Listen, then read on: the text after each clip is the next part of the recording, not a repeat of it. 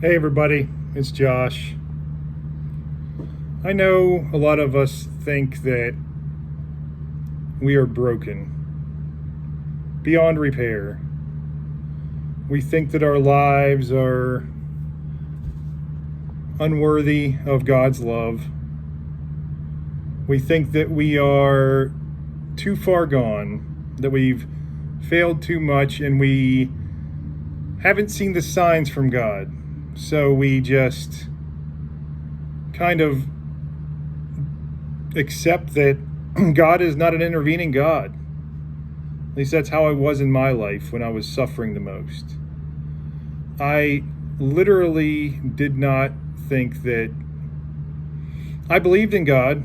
I believed in Christ. I didn't know the nature of God or Christ. I just felt the presence. It's like seeing the ocean but not really understanding what the ocean is, or seeing space and just not knowing that it's a bunch of suns out there, different galaxies. I was lost and I was wandering around hopelessly, aimlessly. Now, I responded to a comment this week while I was on vacation, and I said that God knows when we are ripe for a revelation. And I believe that that is exactly the point, that those of us who are still lost and still seeking, or maybe even haven't started seeking yet, and maybe we're just hopeless and in despair and been suffering for so long that we just don't even know who we are anymore, because all of the identities that we kind of threw like a wet noodle up against the wall, they've all just fallen down, crumbled like castles in the sand. But I really do think that we think ourselves broken, but we're really being systematically deconstructed in order to be rebuilt. We like to attach significance and value to our lives, but we don't really. We think that we are the center of everything. Even if we don't think that, we kind of feel that, because all we know is our own experience. So why not be selfish? Why not be egotistical? Why not think that when things are going bad for us, then obviously God doesn't exist, and we just discount everything that's happened in human history, all of the testimonies and all of the miracles and all of the salvation. We easily just throw that away because we have been spurned many times by Christians. Christians and their hypocrisy are a big problem. It's not even just the hypocrisy, it's the judgmental nature, the non-loving nature, the spiteful nature. I know, I would say probably most atheists, at least up to a certain point, were brought up in the faith, brought up with very religious, strict religious households, or just Christians who were just going through the motions, who didn't really understand or have a relationship with Christ themselves. I can't even tell you how many children of preachers and pastors and church leaders or very devout people I knew that just violently turned away from it because they were everything wrong that happened in their lives, the abuse, the neglect, and just the lack of love. They were told Christ is love, and yet these supposed followers of Christ never showed any love to them. And if it was rare. And that will make a child eventually, a little bit of that, and they can take it. As a child, you're not going to understand religion the way an older person would. As a child, you are still you're just a sponge.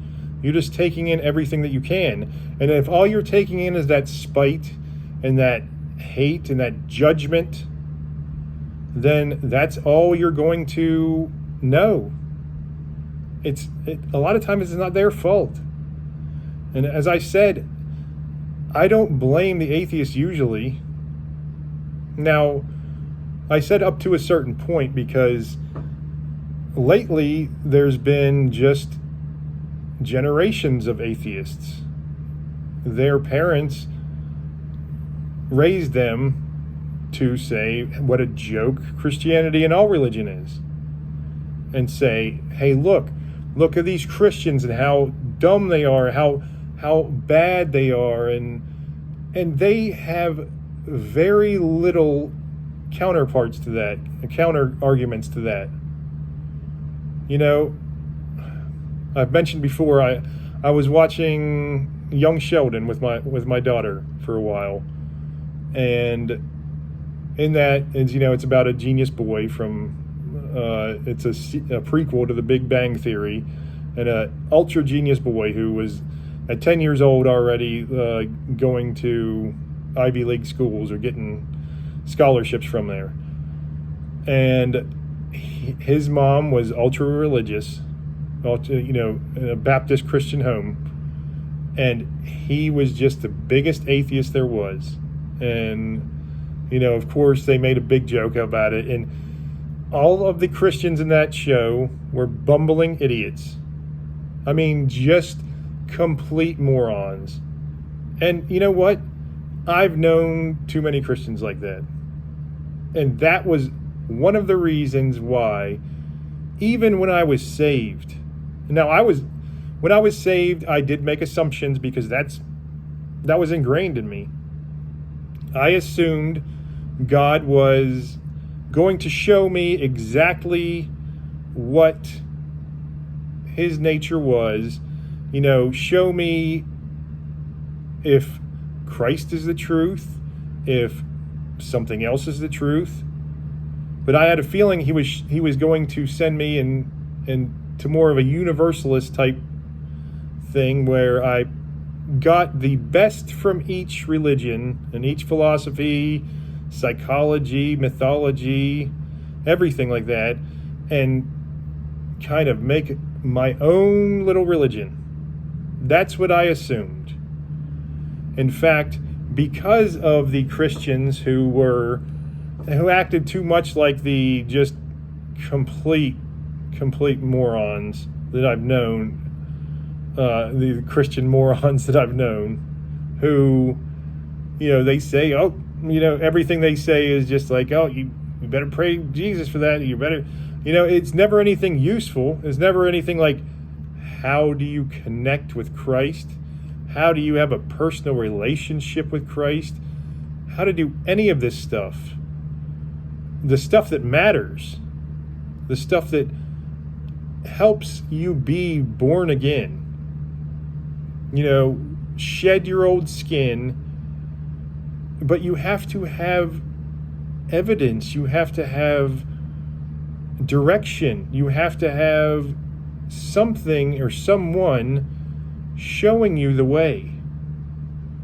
I had a very old friend who has been an atheist for so long, and he's a very bright guy too, but he's been disabled his whole life. I can't remember if he has ALS, but because I was friends with him at a very young age, but we kind of talked every now and then on Facebook, and he hated religion and especially Christianity, and his mom was one of those Christians who just was judgmental, never gave him the love and the compassion that he needed, never showed him an example of what a good follower of Christ should be. So he never got that, and all he saw was anti-science, anti-logic, anti-everything, and it just got ingrained in him. So through his pain, through his suffering, his whole life, he never got that loving compassion and never got the calling because he was so turned off by his mother, especially, who was a Christian. And of course, then he got in with all the people who were, pretty liberal with their beliefs about, social issues. So, of course, anybody who was against that was usually lumped into the Christian crowd. And so it was like he was just drawn to be an atheist. And it is sad because now he's at a point where, he might not have long to live. And his mother wanted me to reach out to him and talk to him about some of the stuff after seeing one of my videos. And I just don't know how to break through on that at all. Because I didn't even mention Christianity, I didn't mention Christ, I didn't mention anything. I just kind of mentioned a spiritual awakening, and it was gone. He's never talked to me since. So, it's sad, but I feel that God will show me a way to get through to people like this, or they're just not meant to be. He will do it himself if there's the right way to do it. But I have to believe that people who were put off by these Christians, who not necessarily bad people, because his mom was not a bad person at all. In fact, she's a very sweet person, but she came to Christ later in life, and she just was not well versed in the evidence for Christ, the evidence for God. It was just the typical, like, oh, well, why don't you pray about that? You're in pain, why don't you pray, it'll go away. Or you must have been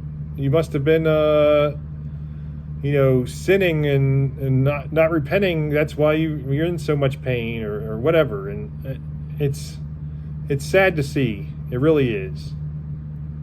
But I think that we are shaped like this, and I don't know what. It's kind of like the question of, okay, so you've got the question of, if someone does not hear about Christ and never exposed to Christ, let's say they're in a tribe somewhere in the Amazon and they've never been exposed to the outside world at all, will they even get a chance to go to heaven? Because they say the only way to heaven is through Christ. Now, I happen to believe that Christ appears to people sometimes in different forms. So I don't even necessarily believe that other religions,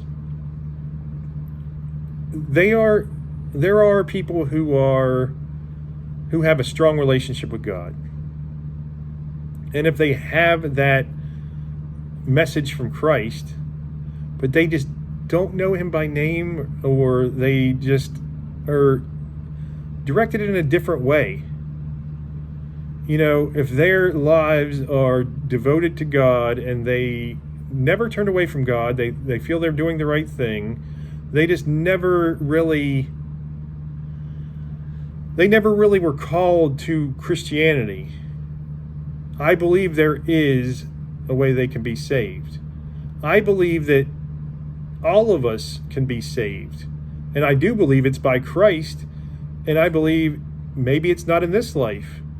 Maybe we have to go through some challenge, some lesson in the afterlife, and in that challenge or in that lesson, we are exposed to the revelation. That revelation comes to us, and finally we know the truth. Because if we've never been exposed to that truth, then there is no way of knowing. There's been people who have passed away who were not Christians. And everybody is like, oh, well, all the Christians are like, oh, well, unfortunately, they're in hell. I don't believe that. I believe that God is so merciful that, yes, he is also fair and he will get justice. So all the horrible sins that they've done in life, and if they've treated people awful, then they will pay for it. But I don't think hell is permanent. First of all, time does not exist outside of our reality. So you can have someone who's as bad as, Hitler or something. He will be going through what feels like maybe millions of years of torture for the bad that he's done. But maybe it only lasts a split second.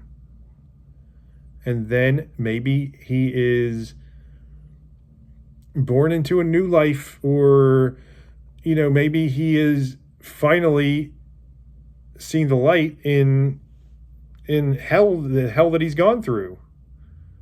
Because I don't think that Christ or God wants us to be apart from him. And I don't think that I think all of us will be given chance after chance until we can overcome the original sin that was placed on us by, Adam and Eve, which Adam and Eve, to me, the Hebrew word for Adam is mankind. So to me, Adam and Eve, while many Jews and Christians and Muslims think that was the first man and the first woman, I believe it was the first people. And the first people were given free will. And with free will, there was obviously a tendency to sin. And God knew this was going to happen, but it had to happen. Because if it didn't happen, then what will we be? If we weren't given free will, never given the opportunity to sin, never a chance to suffer. So, we blame God a lot of times for our suffering, but without free will, we would be slaves to God. You and me, we would be slaves to God in one way or another, because we would either fear God or we would be just drones, just robots. He didn't want robots. I believe, and now this is all speculation, I believe we are being trained to be divine beings ourselves. Maybe we're going to start our own universe, just like God did. Or maybe we're going to reconnect with God and then just be a part of whatever's next. The next step in this reality. Whatever we are building towards, whatever God's plan is, that is going to be all of us united. But all of us will be given a chance over and over until, if we keep rejecting God in every single chance, then obviously I don't know what happens. But I do believe that we're given chance after chance after chance. And this life is not the only one we get chances in. But we need to, the quicker we get to that point where we completely surrender to God, I think that we are told that, we have this eternal reward waiting for us after death. That, to me, is not the reason to worship God and Christ. I believe that eternal reward is given to us right now. I have been given the kingdom of heaven right here on earth. And I can tell you, before I was in hell. And I know so many people in hell. And I have not suffered. And I go through things that should make me feel like garbage. I'm in pain. Oh, you wouldn't even imagine the pain I'm in right now after traveling all week. And I went to an amusement park one day with the kids and even did a couple rides. I am in so much pain right now that I'm really surprised I was able to sit here for this whole video. I have both of my parents in poor health. My mom is, partially paralyzed and unfortunately getting worse. And I've had people very close to me die. I've had, I've seen people dying that just young people who were, I was friends with before.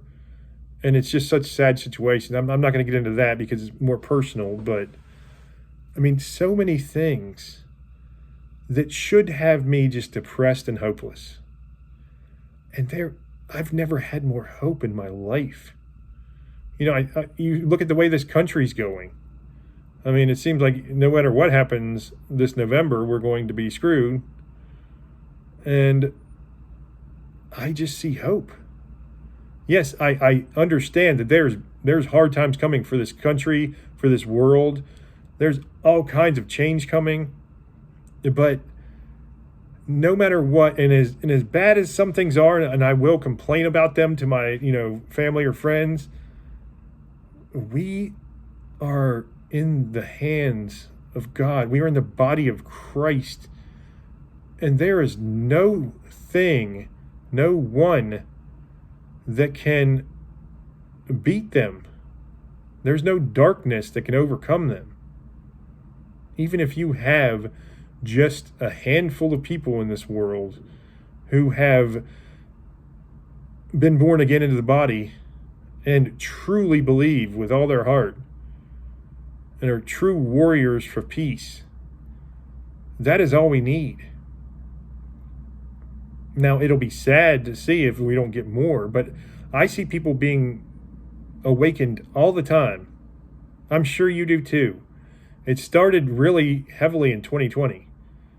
I wasn't awakened until 2022, but in 2020 I started seeing, I've had a spiritual awakening. I'm just, something happened, and I it's like I found God. People don't understand even what's happening to them. A lot of them need direction. I needed direction, but I only chose to get that direction from God. And he pointed me towards the books, the articles, the YouTube videos, the movies, the shows, whatever I needed to see. He pointed me towards them.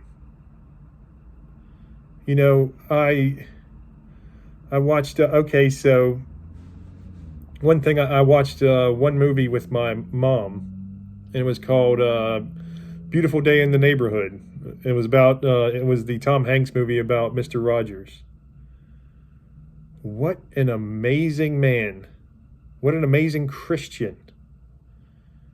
And if we just get even just a few people like that, that is a flame that ignites into a supernova. It really is.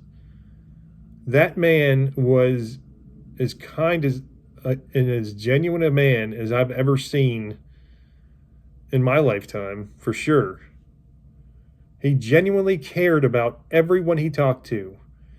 We should all strive to be like him because he strived to be more Christ-like.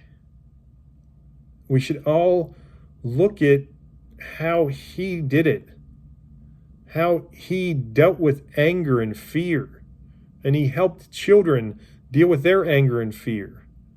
And we don't have, unfortunately, we have horrible children's programs now, and children are raised up on watching phones and YouTube, and they're sitting on their pads all day and playing video games, and that's sad to see. But I think if we just start something, it starts with you, it starts with me, it starts with us.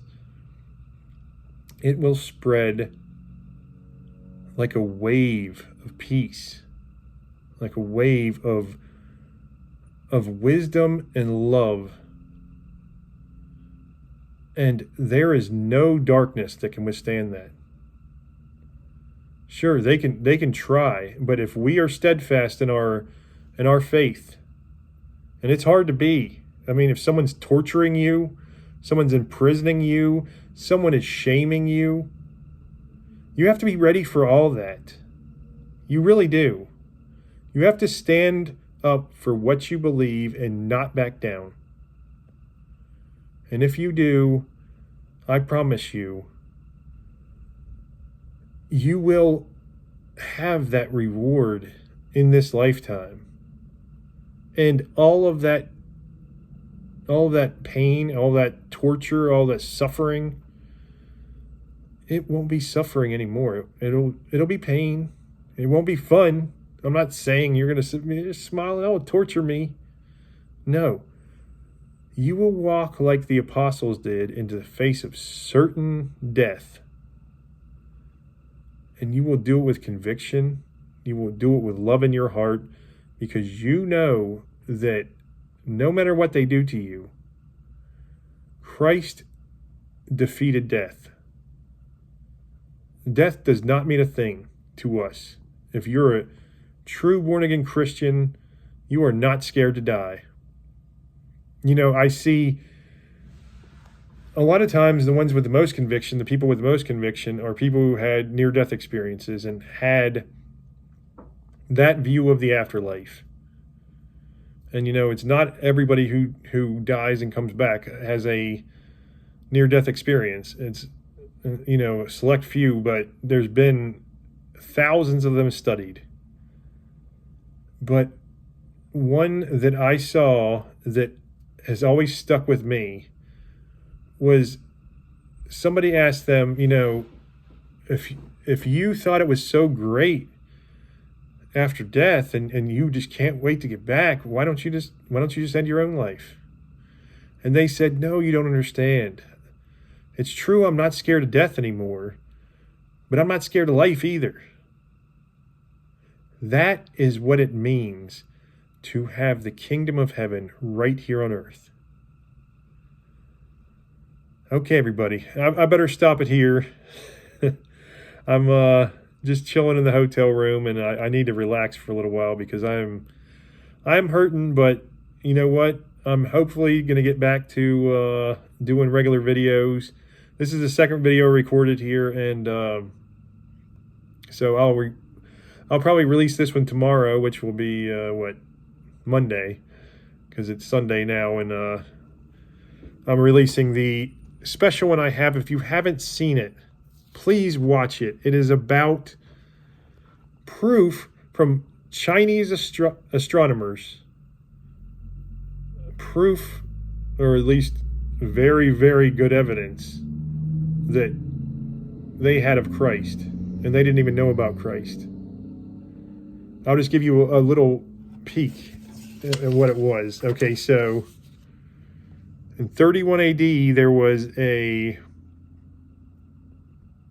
astronomers wrote, yin and yang have been mistakenly switched, and the sun and the moon were eclipsed. The sins of all the people are now on one man. Pardon is proclaimed to all under heaven.